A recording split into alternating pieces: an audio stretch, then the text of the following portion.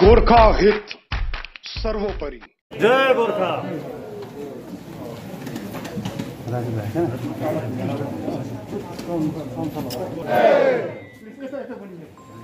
नमस्कार।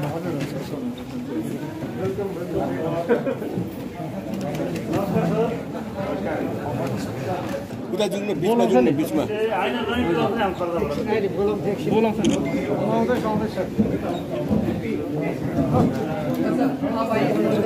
या और भी किसी तरह के संकट आया हो, इस सरकार ने उसका सामना किया है और बहुत अच्छे से और ढंग के समाधान के साथ उस समस्याओं का हल भी किया है। सो इस समय मैं यही कह सकता हूँ, स्थिति नाजुक है, सरकार प्रयासरत है, जल्दी हम सफलता प्राप्त करें। राजू जी, त्रिपक्षीय वार्ता कब तक होने के चांसेस है? देखिए, ये सब सवाल आप सबके मन में हैं और जाहिर से बातें रहनी भी चाहिए। मुझे लगता है बहुत समय के बाद पहाड़ को न्याय मिलने की प्रक्रिया शुरू होगी और जैसा आप सब लोग जानते हैं, हमारे सब अलायंस पार्टी के साथी, हमारे चुने हुए विधायक, मैं स्वयं गृह मंत्री जी के साथ हम लोग मिले थे। आप सब ने वो तस्वीरें भी देखी है, वो बातचीत भी आपने सुनी होगी। गृह मंत्री जी ने स्पष्ट रूप से ये कहा है कि अगर हमारी सरकार होती, अब तक उसका समाधान हो चुका होता। पश्चिम बंगाल बहुत बड़ी बाधा है, लेकिन हम अपने वचन के पक्के हैं।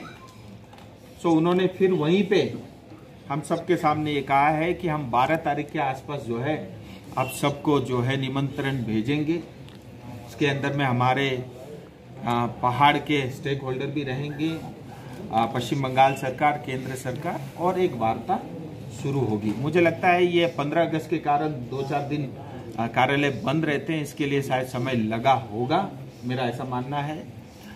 मुझे लगता है अगले 2-4 दिन में पत्र आ जाना चाहिए और उन्होंने साथ में ये भी कहा है कि सितंबर के पहले सप्ताह के आसपास हम वार्ता शुरू करेंगे। तो मेरा यही कहना है, इस समय बहुत स्पेकुलेशन होता है, बहुत सारी बातें आती है। मुझे लगता है हमारे लिए ये एक अपॉर्चुनिटी है, ये एक अच्छा समय और सही समय है। मुझे लगता है वार्ता अगर होती है और हम उस वार्ता के लिए जाते हैं, उसमें भाग लेते हैं, मुझे लगता है समाधान अवश्य निकलेगा। ये हमारे होनहार शानदार मीडियाओं के माध्यम से और दार्जिलिंग की जनता की ओर से मैं हमारे बड़े भाई सांसद और हाल ही में केंद्र में मंत्री बने श्री जॉन बारला जी को बहुत स्वागत करता हूं दार्जिलिंग की इस पवित्र धरती पे। और इसके लिए मैं सबसे पहले तो आदरणीय प्रधानमंत्री नरेंद्र भाई मोदी जी को बहुत बधाई देता हूं, आभार व्यक्त करता हूं कि इस बार इतिहास में पहली बार हुआ है कि नॉर्थ बंगाल की धरती से 2 सांसद केंद्रीय मंत्री बने हैं। और उसमें से भी बार बार हम दार्जिलिंग हिल्स तराई डूवर्स की बात करते हैं और डूवर्स के हमारे साथी, हमारे बड़े भाई मंत्री बने हैं। मैं उनका एक बार फिर स्वागत करता हूं। और मैंने हमेशा देखा है, सदन में हो या बाहर हो, जब जब भी दार्जिलिंग का कभी विषय रहा तो जोनदा ने हमेशा उसको सपोर्ट किया है। और विशेष करके दार्जिलिंग हिल्स तराई की जो कठिनाइयां हैं और गोरखाओं से जुड़े जो समस्याएं हैं, उसको लेकर के बहुत सरकार भी जो है संवेदनशील है और जोनदा भी हमेशा उसका सपोर्ट करते रहे हैं। सो एक बार फिर मैं उनका स्वागत करता हूं। और आज का ये जो कार्यक्रम है विशेष करके जोनदा के लिए है। सो मैं उनसे निवेदन करता हूं कि आपके माध्यम से हमारे दार्जिलिंग की जनता को 2 शब्द आपके सामने रखें। आज आज़ादी के बाद पहली बार नॉर्थ बंगाल के लिए केंद्रीय मंत्री के लिए दायित्व दिया गया है हमारे प्रधानमंत्री नरेंद्र मोदी जी ने। जनता ने आशीर्वाद दिया 2019 में आज, और हमारे प्रधानमंत्री नरेंद्र मोदी जी ने फिर से हमें जनता का सेवा के लिए चुना गया है और आज जन आशीर्वाद लेने के लिए हम आए हैं। और जिस काम को सौंपा गया है भारत सरकार ने,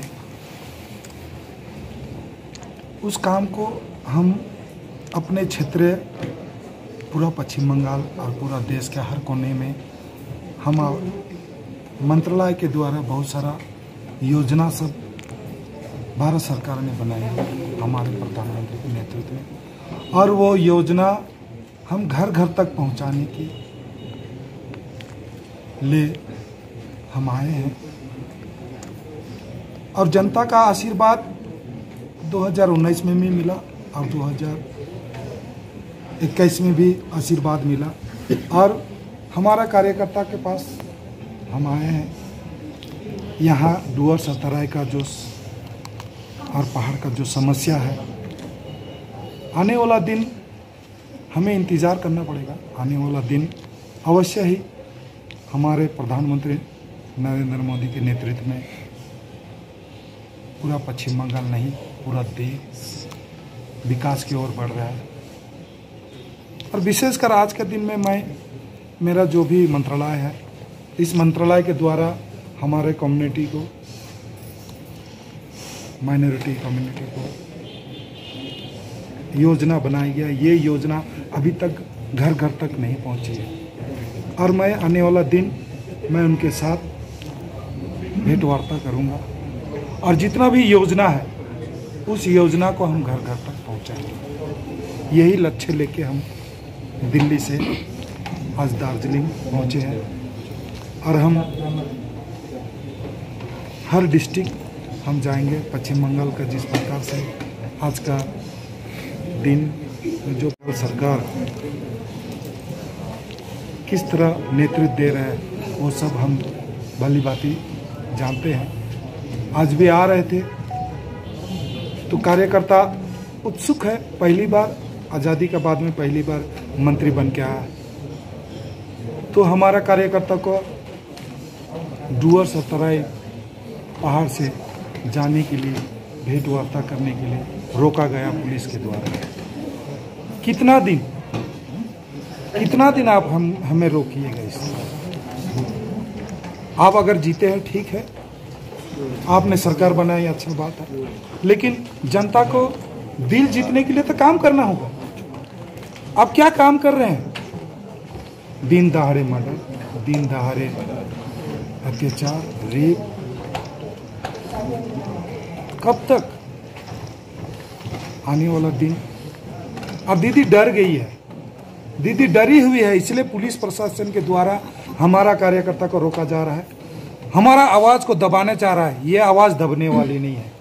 आने वाला दिन हम जनता के पास है, और आने वाला दिन जनता के लिए हम काम करेंगे। यही उद्देश्य लेके हम आज दार्जिलिंग के कार्यकर्ता, हमारा गोरखा भाई और यहाँ का जितने भी समुदाय है, माइनॉरिटी समाज के भाइयों से मिलने के लिए आए हैं। आने वाला दिन उनके साथ बैठ के इस क्षेत्र के लिए हम काम करेंगे। भारत जी, आप मंत्री बन गए, पहाड़ तराई डुअर के लिए क्या काम करेंगे पहले आप? जरूर।